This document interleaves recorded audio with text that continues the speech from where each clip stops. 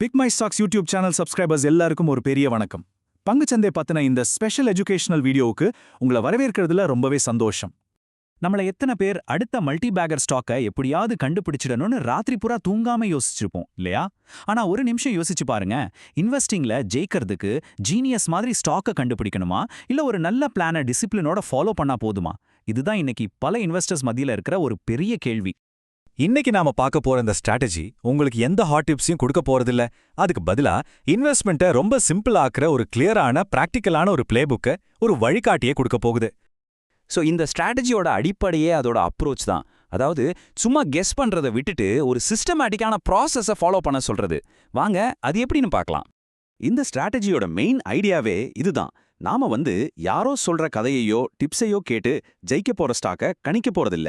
அதுக்கு பதிலா மார்க்கெட்ல எது ஸ்ட்ராங்கா இருக்கோ அந்த மொமெண்டம் கூடவே நாமளும் போக போறோம். சிம்பிள். சரி, இப்போ இந்த பிளேபுக்கோட முதல் விதிக்கு வருவோம்.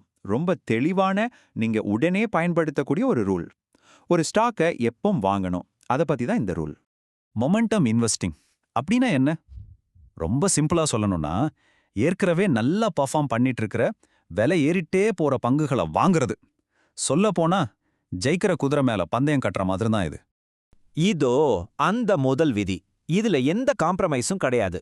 ஒரு ஸ்டாக் அதோட புது 52 வீக் ஹையை தொடும்போது மட்டும்தான் வாங்கணும். அவ்வளவுதான். வேற எந்த டைம்லயும் வாங்கக்கூடாது. Simple and clear. ஓகே, எப்போ வாங்கணும்னு தெரிஞ்சிருச்சு. ஆனா எவ்வளவு வாங்கணும் அதுவும் முக்கியம் இல்லையா?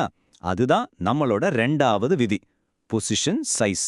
பொசிஷன் சைசிங் இது ரிஸ்க் மேனேஜ்மெண்ட்ல ரொம்ப ரொம்ப முக்கியமான ஒரு விஷயம். ஏன் தெரியுமா? ஏன்னா நம்ம பணத்தை எல்லாம் ஒரே ஸ்டாக்ல போட்டு அது ஏதாவது சொதப்பிடுச்சுன்னா மாட்டிக்க கூடாது இல்லையா? அதுக்கு தான் இது.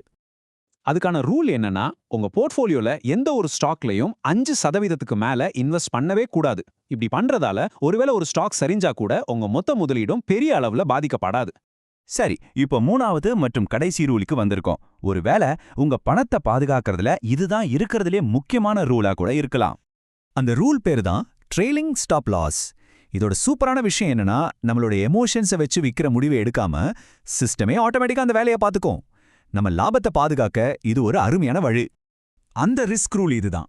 ஒரு ஸ்டாக் அதோட ரீசெண்ட் ஹைல இருந்து 20% கீழே இறங்கிடுச்சுன்னா எந்த கேள்வியும் கேட்காம அதை வித்துடணும். இது நம்ம நஷ்டத்தை கண்ட்ரோல்ல வச்சுக்க உதவுற ஒரு சேஃப்டி நெட் மாதிரி. ஓகே, இப்போ இந்த முழு பிளேபுக்கையும் ஒரு தடவை சுருக்கமா பார்த்துடலாம். இந்த மூணு சிம்பிள் ரூல்ஸ் ஒன்னா சேர்ந்து எப்படி ஒரு பவர்ஃபுல்லான இன்வெஸ்டிங் சிஸ்டமா மாறுதுன்னு பார்ப்போம். இந்த பிளேபுக்கோட 3 விதிகள். 1, 52 வீக் ஹைல வாங்குங்க. 2, ஒரு ஸ்டாக்குக்கு 5% மட்டும் இன்வெஸ்ட் பண்ணுங்க. 3, 20% ட்ரெய்லிங் ஸ்டாப் லாஸ் யூஸ் பண்ணுங்க. அவ்வளவுதான். ரொம்ப சிம்பிள் இல்ல?